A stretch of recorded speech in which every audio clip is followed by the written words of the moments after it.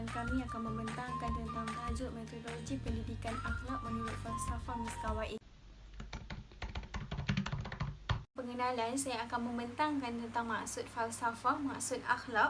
Maksud falsafah menurut Kamus Dewan edisi keempat ialah pengetahuan tentang pengertian yang dianggap sebagai salah satu ilmu yang kedudukannya adalah tertinggi yang menjadi dasar kepada ilmu-ilmu lain.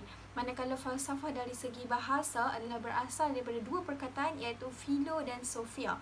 Philo dan sophia boleh dimaksudkan sebagai menciptakan hikmah atau sukakan hikmah. Terusnya saya akan sampaikan definisi akhlak. Akhlak dari segi bahasa didefinisikan sebagai moral, tabiat, perangai ataupun budi dan rupa batin seseorang. Menurut Haziq Mirza dalam artikelnya pada tahun 2017, konsep akhlak Islamiah menyatakan perkataan akhlak adalah daripada kata-kata jamak iaitu daripada al-khuluq dan pecahan daripada kata al-khalaq. Menurut tokoh moralis Islam yang terkenal iaitu Ibnu Miskawai, perkataan akhlak merujuk kepada sesuatu situasi yang terbentuk dalam diri seseorang manusia dan ia berfungsi sebagai kuasa eksekutif yang mengarah orang tersebut untuk melakukan semua perbuatannya. Falsafah akhlak terbahagi kepada dua bahagian utama iaitu etika deskriptif dan etika normatif. Etika deskriptif dapat didefinisikan sebagai meneliti ataupun penelitian sejarah sistem moral yang dianuti oleh seseorang ataupun sekumpulan orang seperti orang Yahudi, Kristian, Islam dan sebagainya. Manakala etika normatif iaitu bermaksud membuat penilaian dan kritikan terhadap kepelbagaian sistem moral tersebut. Siapakah Ibnu Miskawai? Beliau merupakan Abu Ali Ahmad Ibnu Muhammad Ibnu Yaqub, dilahirkan pada 320 Hijrah bersamaan 932 Masihi di Ar-Rai, Tehran. Beliau merupakan tokoh Islam yang memusatkan perhatian terhadap etika Islam dan menerbitkan beberapa karya seperti Tadib al-Akhlaq, Tajarib al-Umam dan Jawidan Hirad. Karya terbesar beliau ialah Al-Faz Al-Akbar atau lebih dikenali sebagai Tadib Al-Akhlaq, merupakan karya yang paling unik dalam falsafah akhlak Islam. Melalui karya ini, beliau diiktiraf oleh sarjana-sarjana Islam dan tokoh orientalis barat iaitu Prof. Montgomery. Pengetahuannya terhadap kebudayaan Rom, Parsi, India dan Greek telah membuatkannya tidak senang untuk memikirkan kemerosotan akhlak yang berlaku di dalam masyarakat. Oleh itu, kajian ini bertujuan untuk mengupas idea-idea Miskawai mengenai pendidikan akhlak dan kepentingannya dalam mengatasi isu-isu yang berlaku dalam masyarakat pada hari ini. Objektif kajian adalah untuk mengenal pasti metodologi pendidikan akhlak Ibnu Miskawai dan juga menganalisis metodologi pendidikan akhlak Ibnu Miskawai yang boleh diaplikasikan dalam isu-isu akhlak hari ini. Setiap individu haruslah percaya bahawa setiap jiwa memerlukan pegangan agama. Hal ini kerana pegangan agama yang kukuh dapat membentuk akhlak dan juga kepribadian yang baik. Menurut Ibnu Miskawai, setiap agama yang terdapat di atas muka bumi ini akan mengajar penganutnya untuk membentuk akhlak dan juga kepribadian yang baik. Justru itu, khususnya kepada remaja, mereka haruslah mempunyai pegangan agama yang baik kerana dapat membentuk akhlak dan juga adab yang baik. Hal ini kerana remaja merupakan tunggak negara yang akan membangunkan negara itu sendiri. Kehidupan bermasyarakat yang baik. Untuk mempraktikkan moral atau akhlak yang baik, seseorang individu itu perlulah bergaul atau hidup secara bermasyarakat. Ini kerana kehidupan bermasyarakat menuntut kepada sikap tolong-menolong, berlemah lembut dan berkasih sayang sesama manusia. Sikap ini akan menyumbang kepada akhlak yang bermoral. Okey, metodologi pendidikan falsafah akhlak yang disebutkan oleh Ibnu Miskawai ada banyak dan antaranya adalah usaha daripada individu itu sendiri. Okey, menurut Ibnu Miskawai, cara untuk melahirkan akhlak yang mulia adalah datangnya daripada usaha individu itu tersebut. Maksudnya di sini, peranan utama yang menentukan membentuk akhlak seseorang itu adalah datangnya daripada individu kita sendiri, daripada diri kita sendiri, selain daripada ibu bapa, guru dan juga masyarakat. Jadi maksudnya di sini, diri kita itu sendiri yang akan menentukan akhlak kita ni baik ataupun tidak baik. Kita sendiri yang akan menentukan sama ada kita nak buat sesuatu gejala sosial itu ataupun tidak. Jadi di sini jelas menunjukkan bahawa diri kita sendiri ini merupakan faktor utama yang dapat membentuk akhlak kita tu menjadi mulia atau sebaliknya. Seterusnya ialah bersahabat dengan orang yang baik. Penyumbang kepada corak pembentukan akhlak seseorang juga bergantung kepada orang yang mereka bersahabat. Seseorang individu itu perlulah bersahabat dengan orang yang baik, yang mana orang itu mampu memberi nasihat kepada mereka untuk melakukan kebaikan. Penting bagi diri untuk menghindari daripada bersahabat dengan orang yang akan mengajak kita melakukan kejahatan. Seterusnya pula adalah Ibnu Miskawai ada menekankan metodologi pendidikan falsafah akhlak dengan mengambil berat terhadap rawatan rohani. Okey, maksudnya di sini, rohani itu adalah perkara yang berkait dengan jiwa kita dengan Tuhan. Okey, kalau umat Islam adalah jiwa kita dengan Allah. Yang mana bermaksudnya di sini